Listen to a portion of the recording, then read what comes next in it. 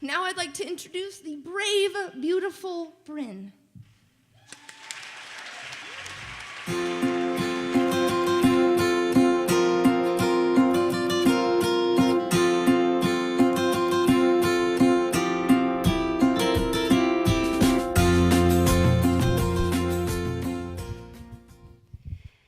I want to go home.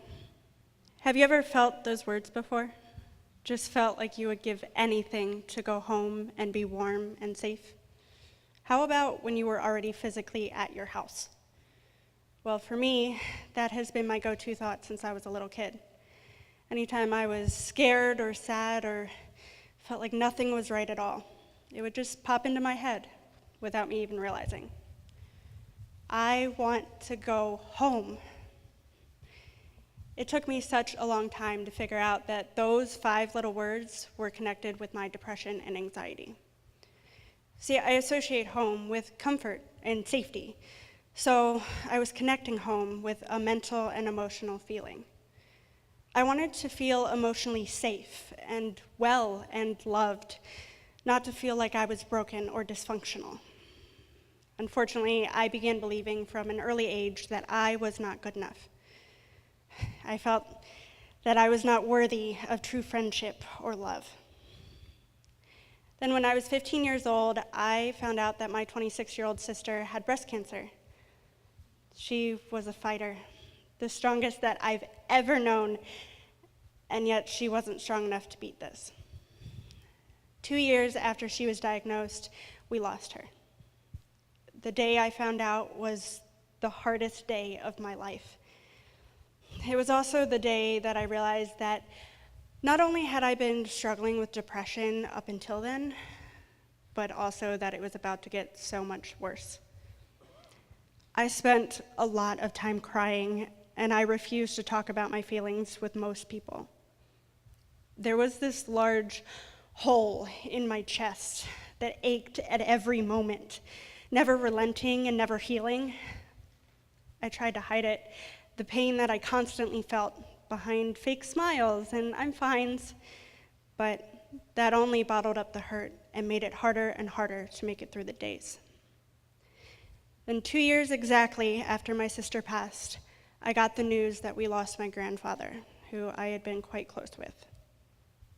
After that, I lost most of the will to fight for myself. I went down a dark, depressive hole and isolated myself almost constantly. I was so hard on myself, hitting myself and screaming how bad of a person I was. I barely ate, believing that I deserved the pain hunger caused. When I would go out into public, I would become extremely jumpy and anxious, feeling claustrophobic and like I didn't belong. And that's when things got the worst. That's when I became suicidal. I had it all planned out, ready to go for whenever I decided to do it. And then I did something that changed my life. I reached out to someone. I reached out and it saved my life. I had never wanted to reach out before because I didn't feel like I deserved to be helped. And also, I didn't want to burden someone else. But I realized after I'd written a suicide note just how bad I had gotten. And I had one moment of clarity, one moment that allowed me to forget all the negative thoughts about what I was or was not worthy of. So I made a phone call and I left a message, and that night I was taken to the hospital to be monitored. It was miserable, but it really opened my eyes and taught me how to accept help. And I vowed never to let myself get so low down again. For me, my depression and anxiety are the hardest things to talk about. If I'm asked how they make me feel, it's so hard to explain, hard to put into words. I think that's why so many of us who struggle with mental illness feel alone, because we can't put our feelings into words to make others understand. And yet, when we find out that someone else is struggling with similar issues as us, we can empathize immediately. They don't need to explain it because we already know how it feels. We know how it can take your breath away. We know how it can stop you from doing the most simple task. We know how it can be so heavy some days that you just can't get up. And we know how hard it is to shake, no matter how many quick and easy solutions people give us. Nothing about depression or anxiety is simple. There is no simple solution or easy way out. It's an uphill battle every day, and some days are easier or harder than others. But I will say that the battle is worth every second of fighting. I am now happily married. I have 3 wonderful little dogs, and my husband and I just bought our first house.